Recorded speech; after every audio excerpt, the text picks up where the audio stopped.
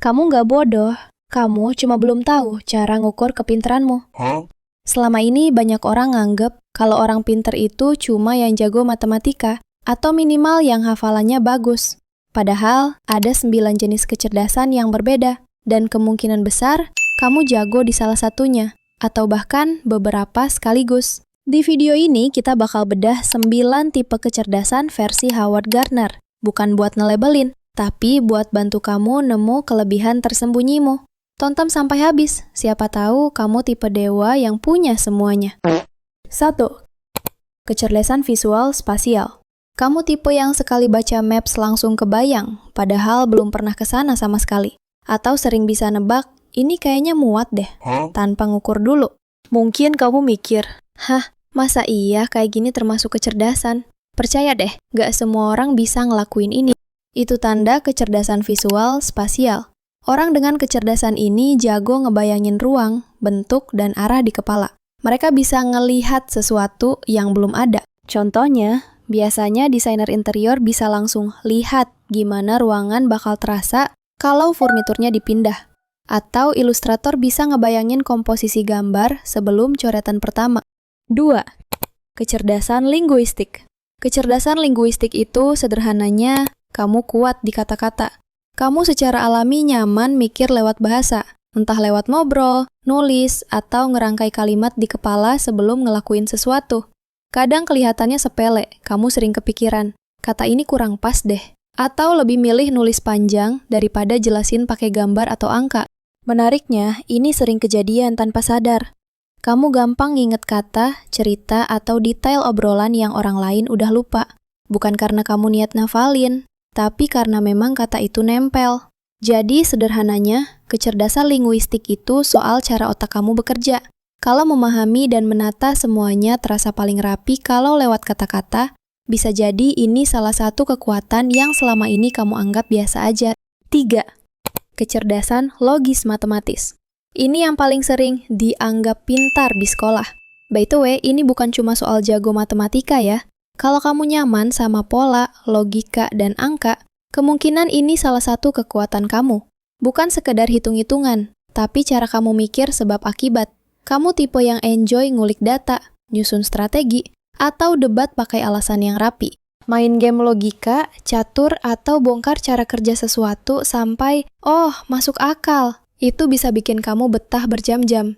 Dan mungkin kamu sering agak gemes kalau dengar jawaban, adalah pokoknya. Bukan karena kamu kaku kayak kanebo kering, tapi karena otak kamu lebih suka tahu logika di balik sesuatu. 4. Kecerdasan kinestetik. Kamu tipe yang kalau diajarin cara pakai alat baru, entah itu blender, kamera, aplikasi, kamu lebih suka langsung cobain sendiri daripada baca manual.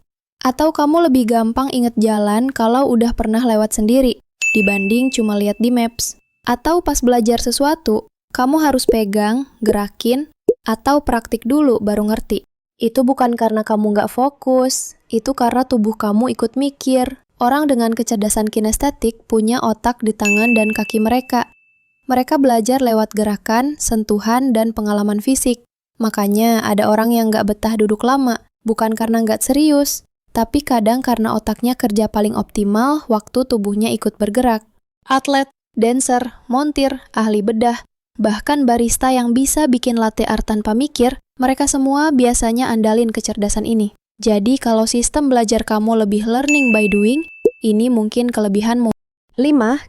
Kecerdasan musikal. Kamu tipe yang gampang hafal nada lagu baru meski cuma sekali 2 kali dengar. Atau mungkin kamu suka ngetap jari ngikutin beat tanpa sadar. Atau bahkan bisa denger ritme di suara hujan, langkah kaki, atau ketukan sendok di gelas. Itu bukan kebetulan. Bisa jadi itu tanda kecerdasan musikal. Orang dengan kecerdasan ini punya kepekaan tinggi sama nada, irama, dan tempo. Mereka bisa nangkep emosi atau suasana lewat bunyi. Atau bisa langsung tahu instrumen mana yang bentrok di sebuah lagu. Musisi, sound engineer, DJ, bahkan podcaster yang jago mixing audio, biasanya mereka semua punya kecerdasan ini. 6. Kecerdasan interpersonal. Kamu sering bisa ngerasa ada yang berubah dari seseorang, bahkan sebelum mereka cerita apa-apa. Atau kamu sering jadi orang yang nyeh duluan kalau suasana grup lagi nggak enak?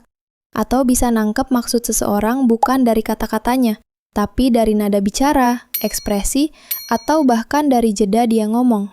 Kadang kamu bukan yang paling banyak ngomong, tapi entah kenapa orang tetap nyaman curhat ke kamu. Itu bukan kebetulan, itu bisa jadi tanda kecerdasan interpersonal. Orang dengan kecerdasan ini punya radar sosial yang tajam. Mereka bisa baca ruangan, ngerti dinamika hubungan, dan sering jadi penengah konflik tanpa diminta. Dan yang paling sering terjadi, kemampuan ini dianggap biasa aja. Padahal bisa memahami dan connect dengan perasaan orang lain, itu termasuk kelebihan, bukan sekedar baik hati. 7. Kecerdasan intrapersonal. Kamu sering sadar kapan kamu lagi capek, kapan kamu butuh jeda, dan kapan sesuatu udah lewat batas kamu sebelum orang lain ngeh. Kamu sering mikir sendirian, bukan karena antisosial, tapi karena refleksi diri, itu cara kamu memahami hidup. Orang dengan kecerdasan ini punya inner compass yang kuat. Mereka kenal diri mereka dengan baik, tahu nilai hidup mereka, apa yang bikin mereka happy dan enggak. Orang dengan kecenderungan ini biasanya butuh waktu buat mengambil keputusan, karena mereka pengen selaras sama dirinya sendiri, dan ini sering kelihatan lambat. Padahal, itu tanda mereka paham diri mereka sebelum ngikutin dunia luar. 8. Kecerdasan naturalis. Ini menurutku paling unik dan paling sering diabaikan. Kamu gampang ngeh sama perubahan kecil di sekitar, entah itu cuaca, tanaman, bau, atau suasana alam yang rasanya beda. Kamu mungkin bukan ahli biologi, tapi kamu bisa ngerasa tempat tertentu bikin kamu lebih tenang atau lebih sesak. Meskipun nggak bisa jelasin kenapa. Kamu lebih peka sama lingkungan dibanding orang kebanyakan. Banyak orang dengan kecenderungan ini suka aktivitas yang dekat sama alam. Jalan kaki, berkebun, ngurus tanaman, atau sekedar duduk di taman sambil ngerasain suasana. Dan ini sering dianggap cuma suka alam.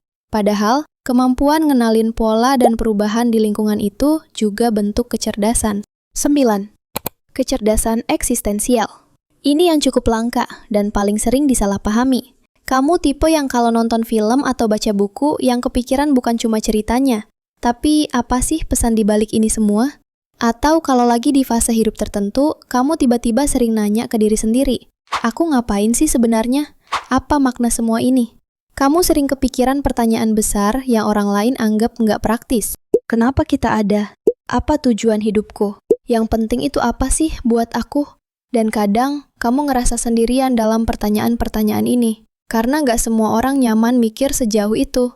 Buat sebagian orang, ini kelihatan ribet, overthinking, atau kebanyakan mikir hal nggak penting. Padahal bisa jadi ini bukan overthinking, tapi deep thinking. Orang dengan kecerdasan eksistensial nggak cuma mikir banyak. Mereka mencari arti di hidupnya, di keputusannya, di karirnya. Makanya mereka nggak gampang ikut arus atau asal jalan.